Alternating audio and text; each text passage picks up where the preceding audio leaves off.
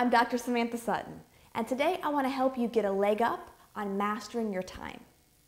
If you're watching this video, odds are you're not 100% happy or pleased with how you're designing your days and what you're getting done in your life. Maybe you're someone who tries to cram 100 things into a spot where only 20 will fit, and then you end your days feeling dissatisfied, a little anxious, and like you're behind. Or maybe you just keep putting off the same task over and over again until it's getting painful. Or maybe you feel like you have no control over your time, like everyone is stealing your time left, right, and center, and you just wish that you could have more control over what you're doing. Regardless of where you're feeling a little bit off with your time, odds are you probably just want two simple things like all the rest of us. You want to be doing the things that matter the most to you in your life, and you want to be living days that you're proud of. It really is that simple. And you've probably tried typical tactical approaches to solving this problem. So you've probably tried keeping a calendar, you've probably tried saying no to things, you've probably tried doing higher priority items first, which are all very great tactics. But if they're not working for you, odds are it's because the person who's in charge of implementing these tactics, that being you, is not doing them. As much as we would sometimes like to be robots who are just executing tasks, because boy, I admit sometimes I think that would be really nice if I could just sit down and just bang out these 10 things. But the thing is, we're not robots, we're humans. We have personalities, and that's what makes us great. That's what makes us so interesting. But the downside of this is that sometimes these personalities derail our best of intentions to get things done. I call the voice in our head that derails us our time beast. This is that creature in your head that convinces you to do something other than what you really know you should be doing. In my 7 years of working with clients, I found that, yeah, sure, we're all different, but there are really 5 main types of time beasts that I want to share with you today. So the first is my favorite. This is the one that I go to sometimes, and that's the glutton. So the glutton gets a kick out of seeing just how many things they can cram into their days.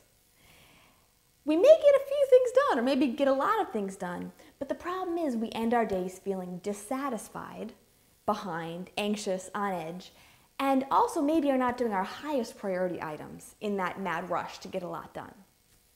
The second type is the avoider. So if you're an avoider, you maybe start the day with the best of intentions to do the important items on your list, but then when it actually comes time to do them, you really don't want to do them. And so you'll find other things to do instead, like surf the web, or call your friend, or alphabetize your books. There are so many things you can do to distract yourself if you really want to.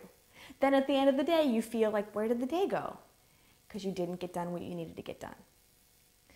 The third type is the victim. So if you're a victim, you feel like everyone is making demands on your time. Your boss wants you to do more than you can possibly do. Your partner is not helping out enough with the kids. Your neighbor is being unreasonable. The problem with being a victim is that you feel helpless, hopeless, out of control, and also resentful about the people in your life who are stealing your time. The fourth type are free spirits.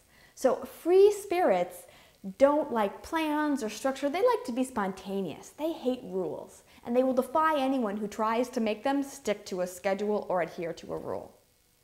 The problem with being a free spirit is that we oftentimes simply don't feel free.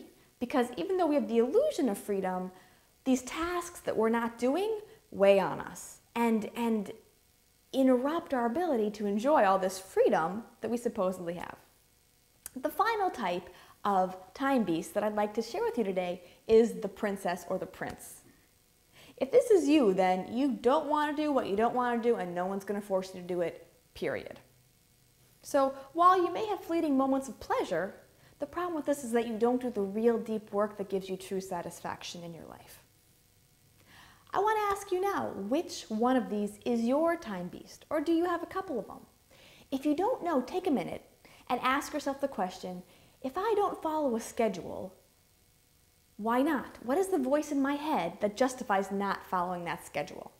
In that voice, you'll find your time beast. So once you know what your time beast is, I want you to start going throughout your day listening for it, such that when you hear your mind saying, oh boy, I have a free 15 minutes, let's do these 20 things, you can say, wait a sec, I think this is the time glutton. The better you get at recognizing your voice, the better you can get at changing it, stopping it in its tracks, and instead asking yourself, what would the voice of reason say instead? Because usually the voice of reason is saying exactly the opposite of what your time beast is saying. So for example, if you're a time glutton, your voice of reason is likely saying, okay, how much can you realistically get done? And I know it might seem lame, but let's just do that. If you are an avoider, the voice of reason is saying, just do it. If you are a victim, the voice of reason is saying, hey, have a conversation with that person. You really do have some say in this situation. If you're a free spirit, the voice of reason is saying, let's just make a rule here. And if you're a prince or a princess, the voice of reason is saying, just roll up your sleeves and do it. So my challenge to you is to identify your time beast and then practice drawing up the voice of reason when you catch your time beast in action. I would love to hear your thoughts about this and your progress with this, so please write a note in the comment section below. And remember, time really is the currency of our lives.